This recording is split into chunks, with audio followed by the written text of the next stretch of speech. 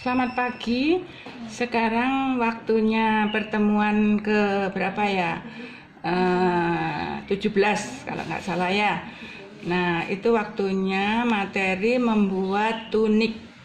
Nah, tunik itu modelnya agak bagus, unik. Jadi di bagian atas ini lehernya leher Sabrina, lengannya lengan lonceng tapi tidak melebar ke bawah sedikit gitu, tapi bukan lengan klok ya, agak lebar dikit. Lalu di pinggangnya ini ada kerutan sedikit, ditutup dengan pita. Nah, di bawahnya nanti modelnya asimetris. Sekarang membahas yang bagian atas dulu. Yang bagian atas nih simetri, artinya kanan dan kiri sama. Nah, untuk merubah modelnya di bagian leher ini hanya mengurangi saja di bagian bahu atas ini kurang lebih 3 cm atau 4. Nah, di bagian bawah boleh 1 cm. Di bagian belakang juga sama. Kalau di depan di bahu tertinggi turun 4 atau 3 disamakan dengan belakang. TB-nya turunkan 1 cm juga, dibentuk lengkungan sehingga membentuk leher Sabrina yang persis seperti gambar yang diinginkan. Terus bagaimana membuat kerut di pinggang? Yaitu di bagian kupnat ini ditutup, dibuka. Lah itu kalau membuka harus ada yang menutup. Yang ditutup boleh di bagian kupnat di bahu. Kalau ada kup di bahu, ini ditutup hasilnya seperti ini. Yang bagian kupnatnya dipotong. Atau di bagian kerung lengannya ditutup 1 cm boleh. Nah, dibuka bagian sini, akhirnya membukalah di bagian pinggang sehingga pinggangnya merupakan lebih lebar, merupakan suatu kerutan. Nah, paham ya, nanti coba dipraktekkan. Sekarang di bagian bawah, bagian ini asimetris, ada lengkungan dari pinggang tengah-tengah antara depan dengan sisi. Di pinggang ini ada lengkungan seperti ini. Nah, di sini juga antara tengah muka dengan sisi ini dibagi 2, kira-kira kupnat geser 2 cm atau 3 cm ke sebelah kiri, lalu dilengkungkan. Nah, bentuknya seperti ini. Panjangnya rok ini karena tunik boleh di atas lutut atau pas lutut, paling panjang pas lutut. Nah, setelah itu di bagian kiri juga dilengkungkan, sama bentuknya, dihubungkan ke kupnat. Yang kiri di pas kupnat, yang kanan dilebihkan ke kiri. Jadi agak melebar sedikit.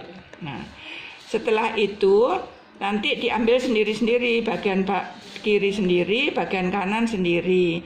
Bagian kanan itu dibagi antara pinggang ke overslahnya di bagian kanan, bagian kiri itu dibagi 3 garis, 1, 2, 3, kira-kira ya.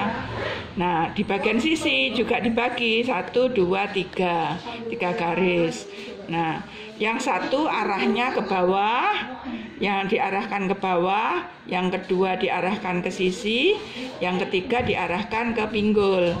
Nah, ini nanti semua buka, dipotong-potong, kupnat ditutup, dipotong-potong, dikembangkan sehingga membentuk suatu kerutan seperti ini. Nah, dipotong-potong hasilnya seperti ini ya, dibuka. Jadi kupnat ditutup, ini dibuka, tidak sampai putus motongnya. Jadi guntingnya itu sampai sisi tapi tidak sampai putus. Yang ini juga tidak sampai putus, ini juga. Lalu dikembangkan. Kembangkannya boleh kira-kira kalau mau lipidnya agak banyak boleh 8, kalau mau dikit aja 6, bisa 6 sama. Kalau mau 8 juga boleh. Akhirnya membentuk seperti ini. Nanti polanya seperti ini. Tapi jangan lupa waktu ini motong di atas harus lipit ini ditutup dulu. Jadi bentuknya tidak berkurang. Nanti tetap berbentuk seperti semula. Selanjutnya untuk membuat lengan. Ini lengannya pendek. Kira-kira di pertengahan antara siku.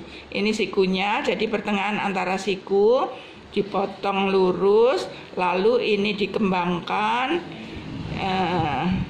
ke samping, ini juga ditambah ke samping, seluasnya sesuai dengan keinginan masing-masing, boleh 6 atau 7, ini juga samakan, dibentuk agak lengkung ke bawah.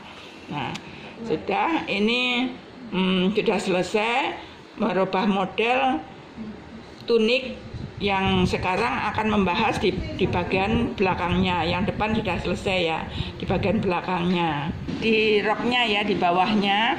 Nah, belakang ini tanpa ada potongan, jadi lanjut. Yang potongan hanya di bagian depan. Belakangnya dari atas sampai ke bawah. Ini dari lutut dinaikkan ini kira-kira 10 cm. Terus di bagian pinggangnya juga ada kupnat di bagian belakang, jadi membentuk.